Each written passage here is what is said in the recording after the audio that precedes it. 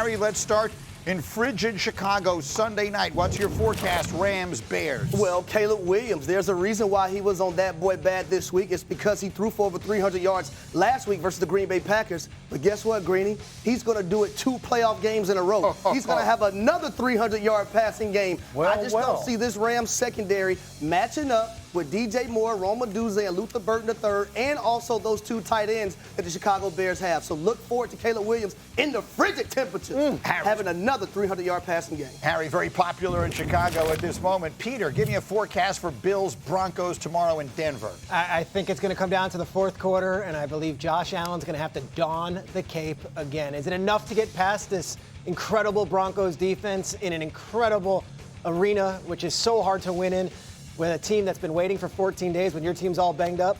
Any other quarterback, I'd say it's probably too much. But then there's Josh Allen, who has shown us time and time again this season that he can do it on his back. I am fascinated to see how this game goes. And if they're close in the fourth quarter, I'm not betting against 17. That part of it I agree with. Bart, how about our game on Sunday? Forecast, Texans, Patriots in Foxborough. I tell you what, man, I am excited about this one, man. D'Amico Ryan and that defense applying belt to ass to Drake May.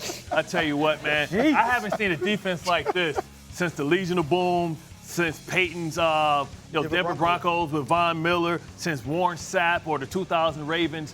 This is a special generational type of defense that is old school, that brings physicality to a game that has none anymore.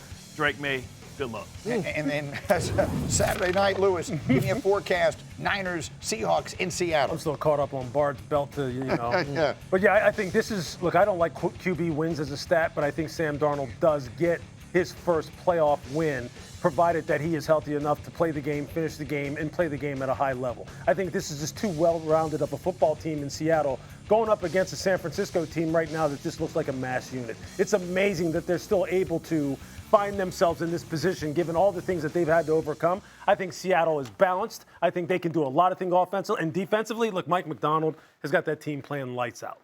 For sure. And in case you're wondering, wait a minute, what do you mean, if you weren't following the news yesterday, what do you mean Sam Darnold's injury status? What do we know about all of a sudden Sam Darnold has an injury status? Well, all the talk all week was about the Niners' injuries and how they're playing on a short week and they're unhappy with the league. Well, we get news yesterday, Thursday, that Sam Darnold missed a lot of practice with an oblique injury and wasn't throwing the ball, and they actually had Drew Lock taking some first-team snaps and first-team reps, which is concerning considering the game is Saturday. So it's a short week, obviously.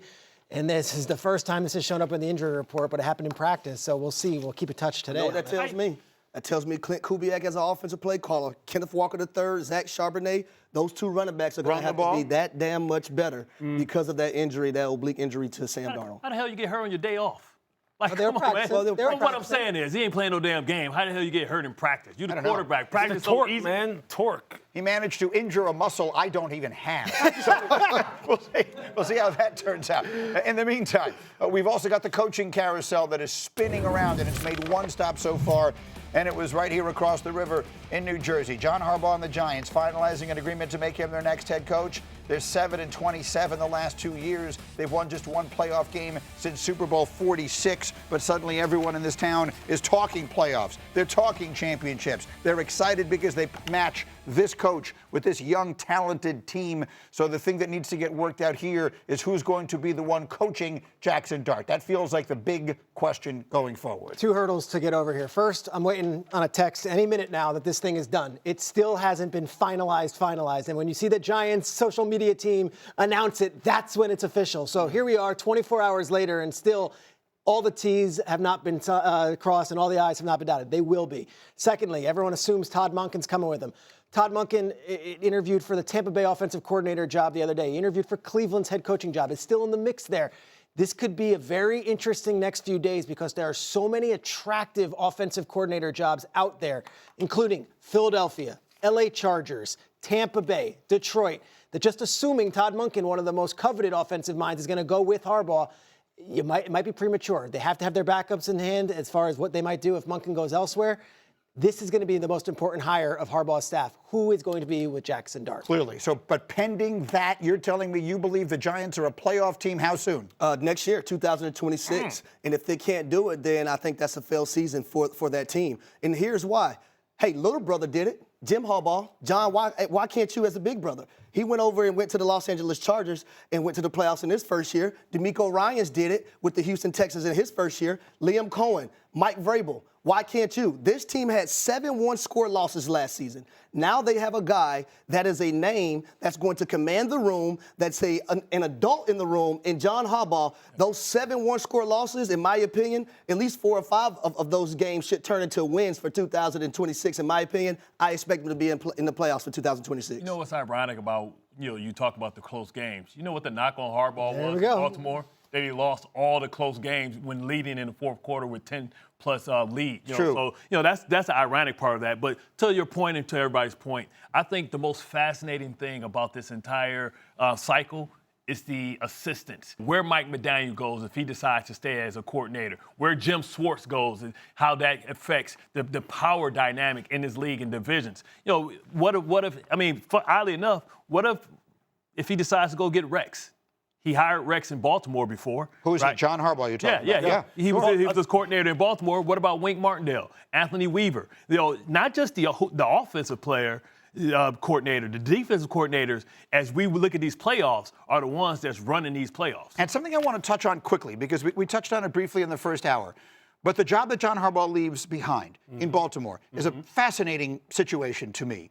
I had the comment made here earlier. There is no player in the league right now who wields more power within any organization than Lamar Jackson does within the Baltimore Ravens. They're consulting him on this. They go through the process. He's going to be whatever part of it that he is. But they need to get that part of it right. Not just getting the right coach, but getting the right coach for the quarterback. Yeah, look, Andy Reid used to say all the time when I was in Philadelphia that this is a relationship-driven business. This is a people business. That relationship that Lamar has with whoever is the head coach is paramount. It's the number one relationship that's going to be in the building down there, because that's how John had it set up when he was there.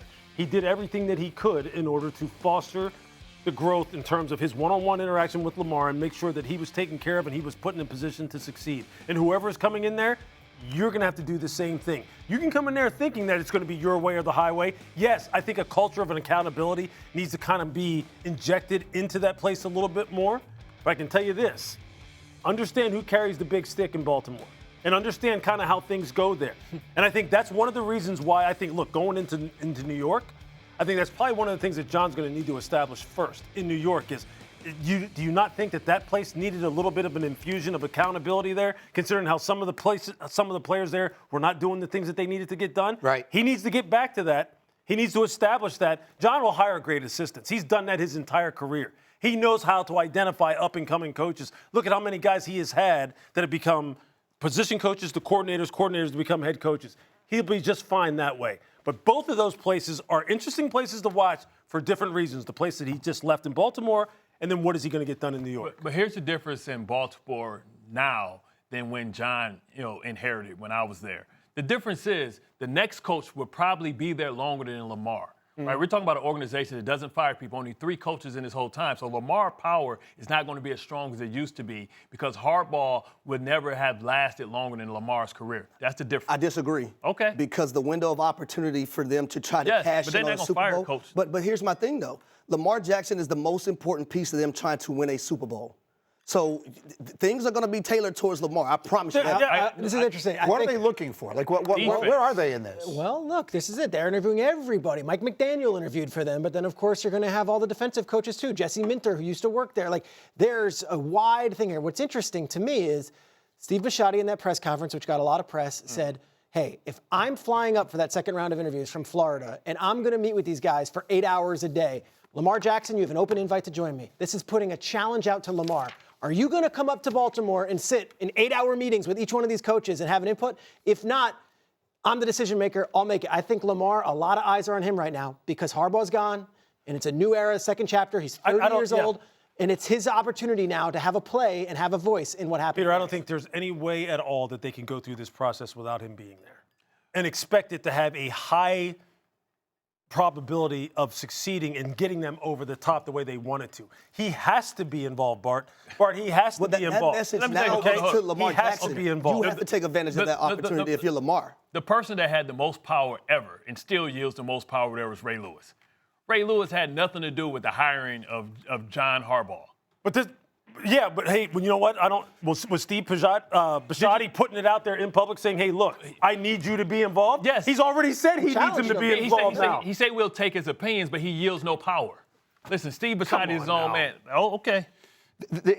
You're seeing a little bit of the interesting dynamic there. There's stuff going on if you've been following it and sort of reading some tea leaves and breadcrumbs and articles, and a lot of that is dangerous to do. Look, I'm sitting here 1,000 miles away. I don't know the particulars of the situation, but that Ravens one feels like one worth keeping a close eye on for the hire and then into the season. Now, let me run quickly the hurry up with Peter here through some other coaching carousel stuff. We got Brian Daboll out there. What are we hearing about with him? Really interesting. Brian Daboll today is in Tennessee interviewing for the head coaching job with the Tennessee Titans. Why is that of note? Well, he's had success with Josh Allen and with Jaxson Dart.